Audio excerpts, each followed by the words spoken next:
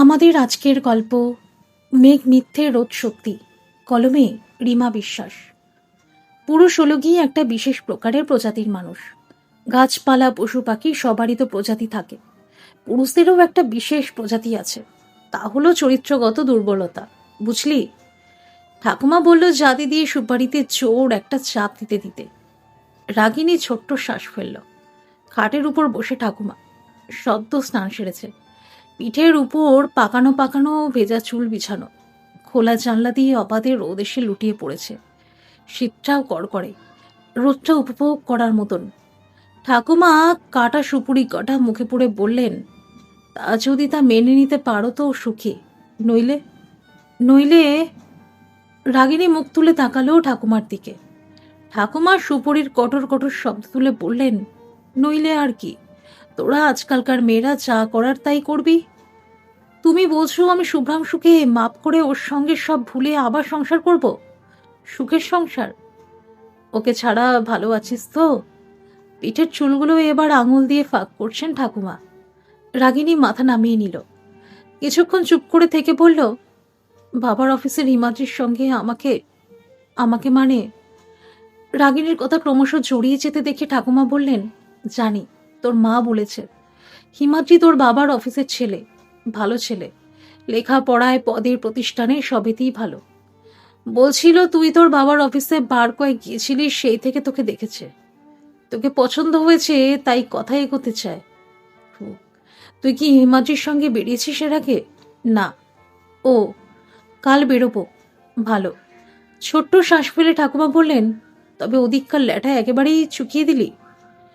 শুভ্রাংশুর নামও আমি মনে আনতে চাই না, আমার সব স্মৃতি। রাগিনী উত্তেজিত হয়ে পড়ে, শ্বাস প্রশ্বাসের গতিও বেড়ে গেছে। আর কথা বলল না রাগিনী। ঠাকুমা উদাস চোখে সামনের দেওয়ালের দিকে তাকিয়ে, দুপা সামনের দিকে মেলা, আপন মনেই বলে চলেছেন, ছেলেটার কথাবার্তায় বড় আপন ভাবছিল, কি হাসি খুশি। এমনভাবে ঠাকুমা ডাকতো যেন কত ছেলেবেলাকার চেনা।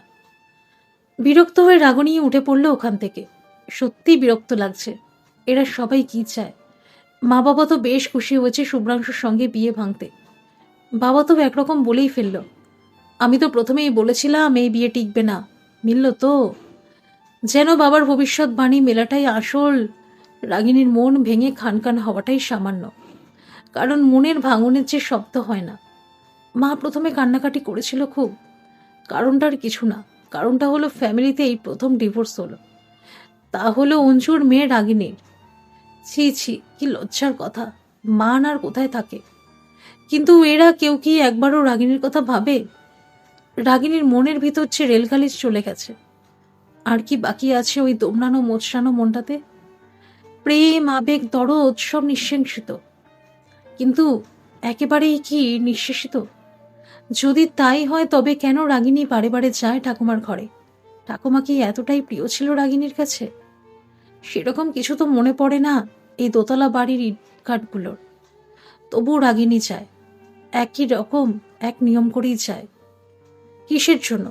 শুধু কি ওই নামটা একবার শোনার জন্য?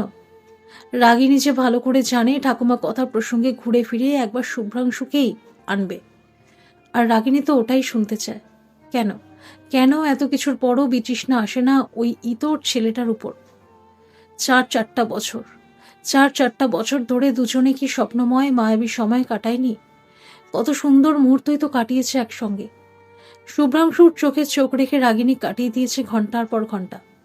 বিকেলের অস্তগামী সূর্য, লালচে হয়ে আসা আকাশ, আর পাখিদের বাড়ি ফেরার তারার মাঝে রাগিনী জগতের সব ব্যস্ততা, সব হুটো পাটি ভুলে শুভ্রাংশুর হাত ধরে থেকেছে।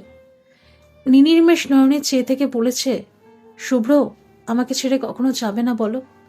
শুভ্রাংশু বলেছে, যতক্ষণ না তুমি নিজে যেচে যেচে যেতে বলছো, ততক্ষণ আমি এইভাবেই তোমার সামনে স্ট্যাচুর মতো বসে থাকবো। এই অমনি না, আমি সিরিয়াস একটা কথা বললাম, আর উনি কি না। রাগিনীর নাকটা টেনে দিয়ে শুভ্রাংশু তখন বলেছে, আমার নেকু প্রেমিকা। ভালো হবে না কিন্তু শুভ্র, ফের যদি আমার নাক ধরেছ। শুভ্রাংশু আবার নাক টেনে দৌড় লাগালো। ওর পিছু পিছু ছুটছে রাগিনী। খবরদার, খবরদার বলছি, আমার নাক ধরবে না। কেন, পূর্বপুরুষ কি সুপর্ণকার গোষ্ঠীর কেউ ছিল? ফিরে বলে শুভ্রাংশু ছুটছে। রাগিনীর চোখ কুচকে চেয়ে বলেছে, আই হেট ইউ শুভ্র। হেট, ঘৃণা। ঘৃণাই করে এখন রাগিনী, ঘৃণা করে শুভ্রাংশুকে। ঘৃণা করার মতন কাজ কি করেনি শুভ্রাংশু? ভাবলে যে আজও গা ঘিনঘিন করে ওঠে। সবে তো 6 মাসের বিয়ে, কত রঙিন স্বপ্ন তখন রাগিনীর দু চোখে। ভেবেছিল সারপ্রাইজ দেবে রাগিনীর নতুন বরকে না পুরনো প্রেমিককে। হাসি মাখা মুখে তখন রাগিনী আয়নার সামনে বসে, গালে ব্লাশার ঘষছে, চোখে লাইনার টানতে টানতে তখনও স্বপ্নে বিভোর। শুভ্রাংশু গেছে ট্যুরে, বহরমপুর, কোনো এক ব্রিজের কনস্ট্রাকশনের জন্য। রাগিনী ঠিক করেছে হঠাৎ করে গিয়ে উঠবে ওর হোটেলের রুমের দরজা খুলে যখন শুভ্র দেখবে সামনে দাঁড়িয়ে হলদে শিফন শাড়িতে রাগিনী, কি করবে ও? নিশ্চয়ই হাঁদারাম হাঁ করে তাকিয়ে থাকবে। ব্যাপারটা বুঝতে সময় নেবে এত নিশ্চয়ই বলার অপেক্ষাও রাখে না। শুভ্রাংশু কি করবে না করবে এ নিয়েই তো কত কিনা ভেবেছে রাগিনী। ভেবেছে সারা রাস্তা ধরে, পথটা তো কম নয়। ফুলবাগান থেকে ট্যাক্সিতে শিয়ালদাহ, সেখান থেকে বহরমপুর এক্সপ্রেস ধরে বহরমপুর স্টেশন থেকে ট্যাক্সি ধরে শুভ্রাংশুর হোটেলের ঠিকানা জানাই ছিল রাগিনীর। অতটা পথ যেন শেষ হতেই চাইছিল না। ক্ষণে ক্ষণে ঘড়ি দেখেছে রাগিনী, আরও 3 ঘন্টা, আর 1 ঘন্টা, আর 40 মিনিট, 20 মিনিট। এতটা অস্থির হয়েছে প্রতি পলে, অনুপলে। শেষে যখন সব এক্সাইটমেন্ট বুকে চেপে রিসেপশনে বলল, প্লিজ একটা রিকোয়েস্ট আছে, আমার হাজব্যান্ড আছে হোটেল 304-এ, ওনাকে ইনফর্ম করবে না আমি এসেছি, আমি ওকে সারপ্রাইজ দিতে চাই।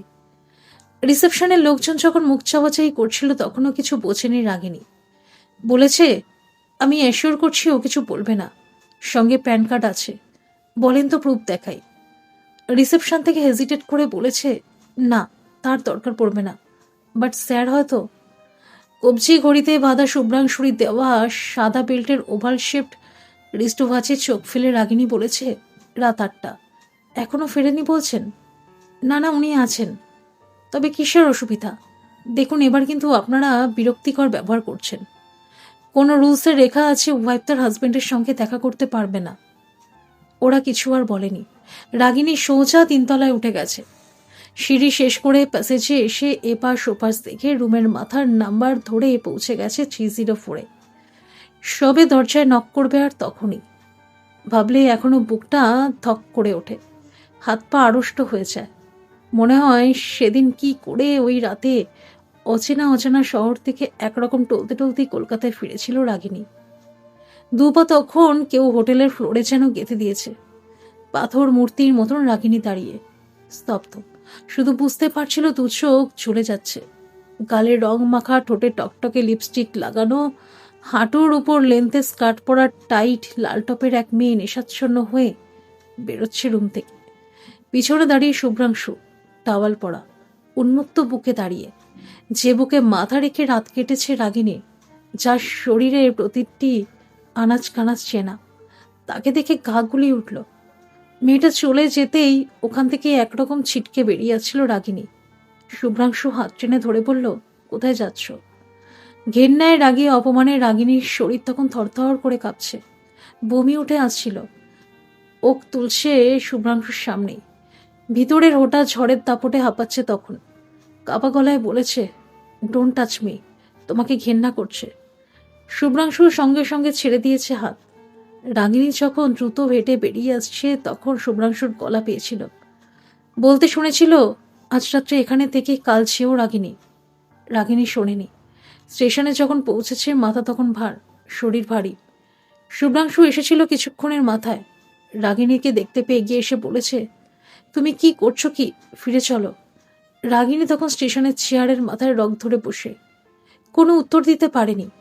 শুভ্রাংশু বলল, ডোন্ট ক্রিয়েট আ সিন রাগিনী। শুনে ফেটে পড়ল রাগিনী, আমি সিন ক্রিয়েট করছি? বলতে বাধ্য না?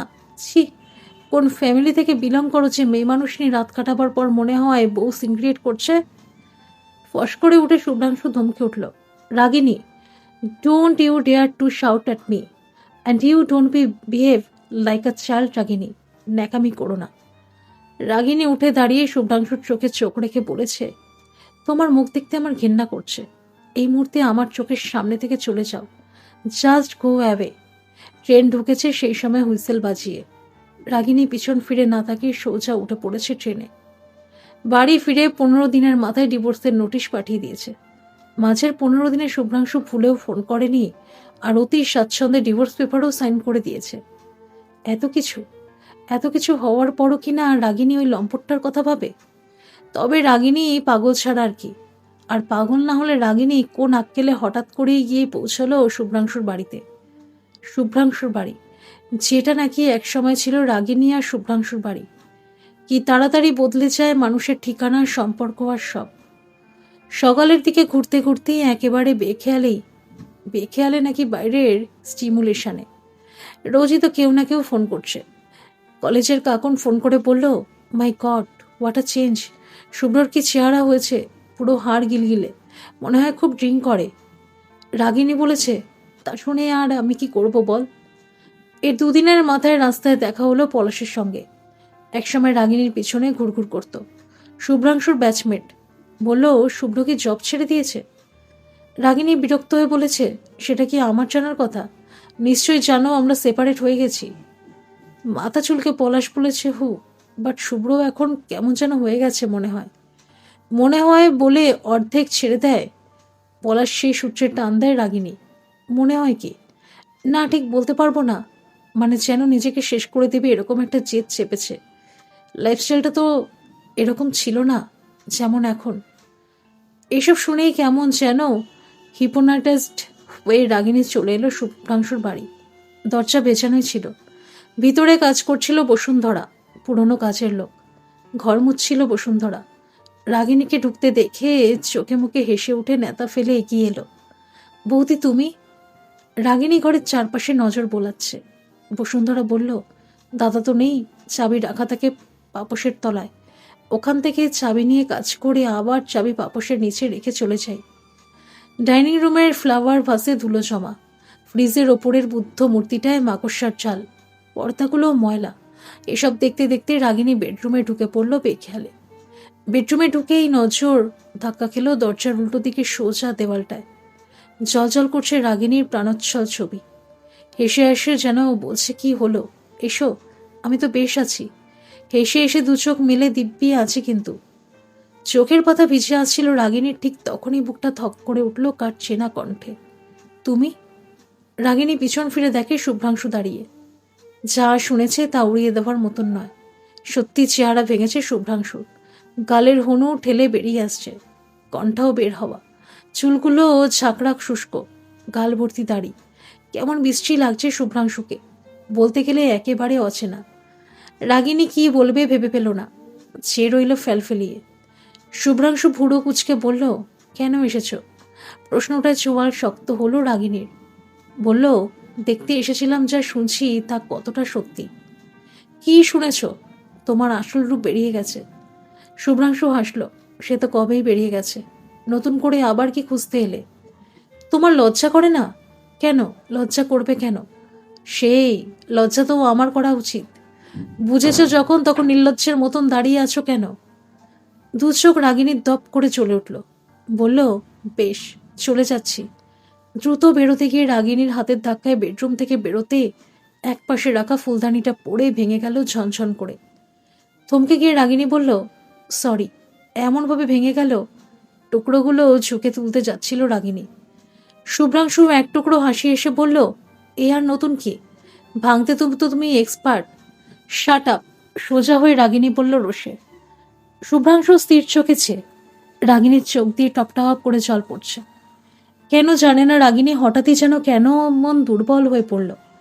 ভিতর ভিতর যেন কাঁপুনিও আসছে। শুভ্রাংশু বলল, ভিতরে এসো, বসে যাও। দয়া করছো? না। তবে কি ফর্মালিটি? বলতে পারো। নো থ্যাঙ্কস মিস্টার শুভ্রাংশু, আমি নিজের খেয়াল রাখতে জানি। আর এটাও শুনে রাখুন, খুব শিগগিরই আমি নতুন রিলেশনেও যাচ্ছি।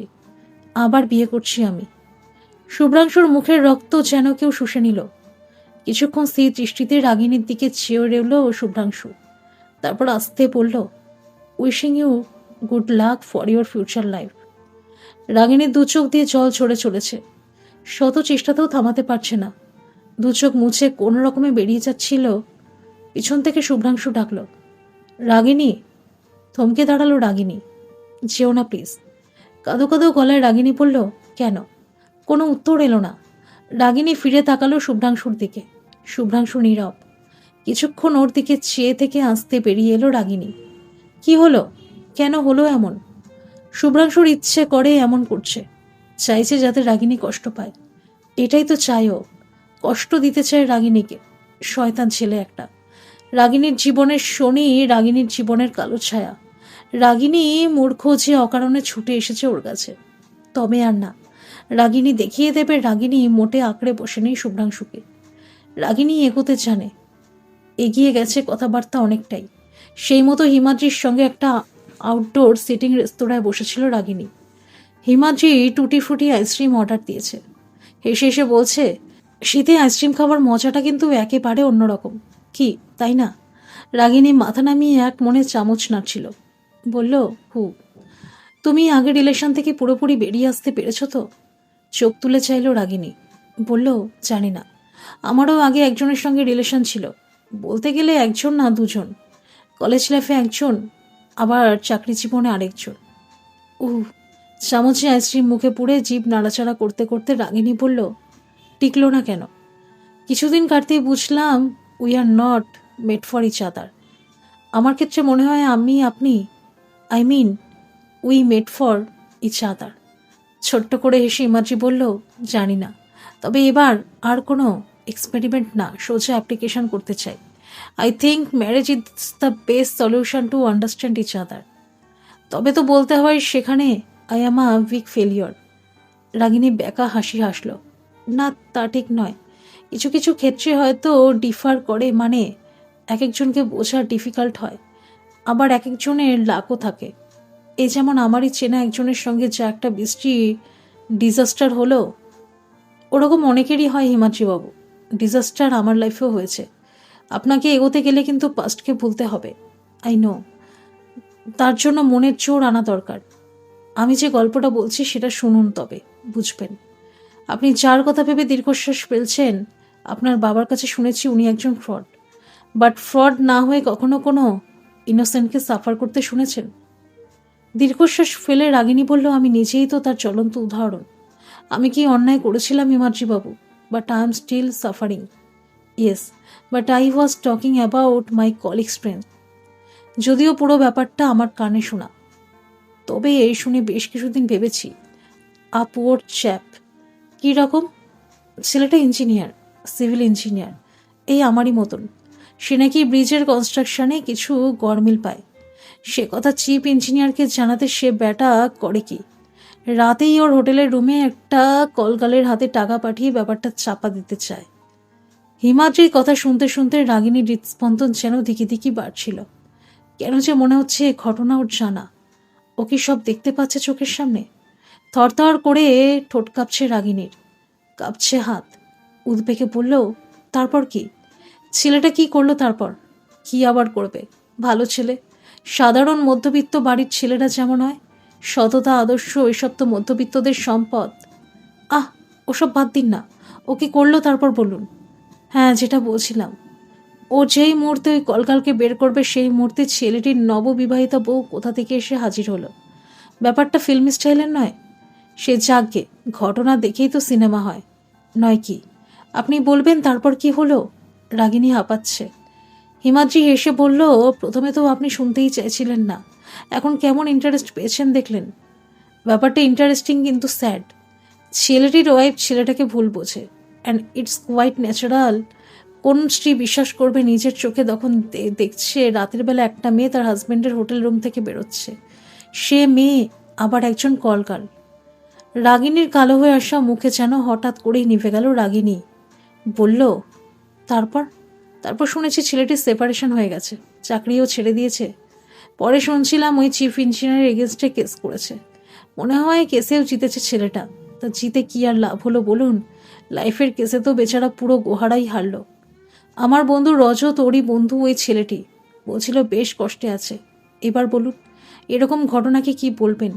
এ কি, আপনি যে উঠলেন, আরে চললেন কোথায়? রাগিনী, ম্যাডাম। রাগিনী তখন ছুটছে, ভুলে গেছে এটা ব্যস্ত রাস্তা, ভুলে গেছে রাগিনীকে অনেকে ফিরে ফিরে দেখছে, ভুলে গেছে রাগিনীর পায়ে পেন্সিল হিল। একটা সাইকেলের সঙ্গে জোর ধাক্কা খেয়ে রাগিনী ছিটকে পড়ল। কনুয়ের কাছটাও ছড়েছে হাঁটু।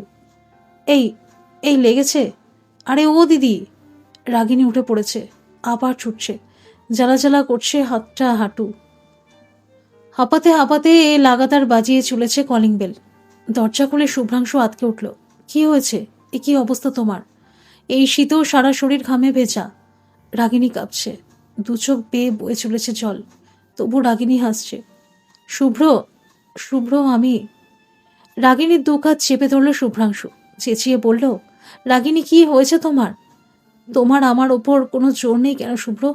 জোর করে আটকাতে পারলে না কেন আমাকে? আমি যে সব জেনেছি শুভ্র। কি জেনেছ?